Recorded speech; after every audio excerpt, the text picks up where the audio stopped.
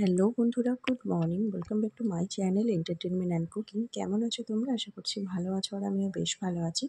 তো চলো, আমি আজকে তোমাদের জন্য দারুণ একটা রেসিপি নিয়ে চলে এসেছি। যদিও আর কিছুদিন পরে আম পাকবে বা আম পাকার সময় হয়ে যাবে। তো এটা আমাদের গাছের আম, আর আমি আজকে এই কাঁচা আমের চাটনি বা টক যাই বলো না কেন, দারুণ একটা রেসিপি নিয়ে চলে এসেছি। পুরো ভিডিওটা স্কিপ না করে দেখতে থেকো, আশা করছি ভীষণ ভালো লাগবে। তো এই যে দেখো, আমগুলোকে আমি এভাবে কেটে নিয়েছি, মানে কুচি কুচি করে। একটা আম নিয়েছি আমি এখানে, তো ধুয়ে টুয়ে রেখে দিয়েছি। তারপরে দেখো, আমি গ্যাসে কড়াই চাপিয়ে দিয়েছি, আর কড়াইটা একটু গরম হতেই এর মধ্যে আমি সামান্য পরিমাণে প্রথমেই তেল দিয়ে দিচ্ছি। যারা আমার চ্যানেলে নতুন আছো তারা প্লিজ সাবস্ক্রাইব করে দিও, যারা আমার চ্যানেলে পুরনো আছো তারা প্লিজ পুরো ভিডিওটা দেখে একটা লাইক করে দিও। তো তেলটা দিয়ে দেওয়ার পরে তেলটা গরম হয়ে গেছে, আর গরম হয়ে যাওয়াতে আমি এখানে 2টো শুকনো লঙ্কা দিয়ে দিচ্ছি। ঝালটা তোমরা তোমাদের স্বাদ অনুযায়ী দেবে। তোমরা চাইলে কাঁচা লঙ্কাও ব্যবহার করতে পারো, কিন্তু শুকনো লঙ্কা দিলে টেস্টটা বেশি সুন্দর হবে। আর দিয়ে দিয়েছি সামান্য পরিমাণে 5 ফোড়ন, আর দিয়েছি একটু তেজপাতা।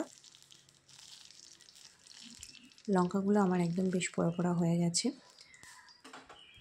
এরপরে আমি আমার ধুয়ে রাখা কেটে রাখা আমগুলো দিয়ে দিচ্ছি এর মধ্যে। দেওয়ার পরে আমি একটু নেড়ে চেড়ে নিচ্ছি।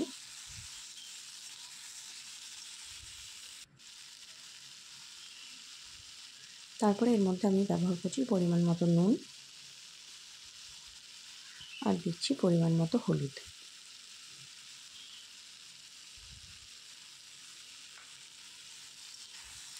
সব কিছু দিয়ে আবার এটাকে একটু ভালো করে নেড়ে চেড়ে একটু ফ্রাই করে নেব।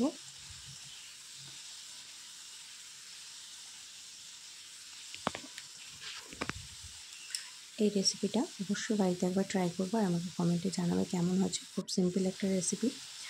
তো এই যে দেখো, আমগুলো ভাজতে ভাজতে ঠিক এরকম হয়ে গেছে, একটু গোল্ডেন ব্রাউন হয়ে গেছে। এই সময় আমি একটু পরিমাণ মতো জল অ্যাড করে দেবো।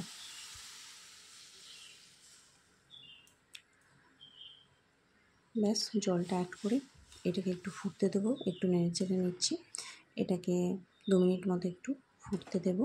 আর এখনই আমি এর মধ্যে পরিমাণ মতো চিনিটা অ্যাড করে দেব।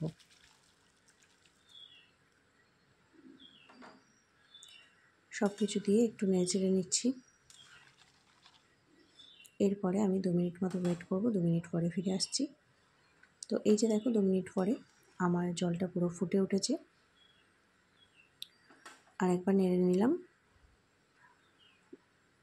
ঢাকা দেওয়ার কোনো প্রয়োজন নেই, এমনিতেই সিদ্ধ হয়ে যাবে। ভাজতে ভাজতে অর্ধেক সিদ্ধ হয়ে গেছে অলরেডি। তো এই যে দেখো, জলটা আমার মরে গেছে, আর দেখতে ঠিক এরকম হয়েছে। খুব একটা চাপচাপ বা খুব একটা ঝোলঝোল আমি করছি না, আমি ঠিক এভাবে নামিয়ে নেব জিনিসটাকে। তোমরা চাইলে একটু ঝোল রাখতেই পারো। তো দেখো, হয়ে গেছে আমার আমের চাটনি, কাঁচা আমের চাটনি। এবার একটা জায়গায় আমি আস্তে আস্তে ঢেলে নিচ্ছি। তো আজকের রেসিপিটা আমার কেমন লাগলো আশা করছি আমাকে কমেন্টে জানাবে। তো আজকের মতো টাটা, ফিরে আসবো আবার একটা নতুন রেসিপি নিয়ে।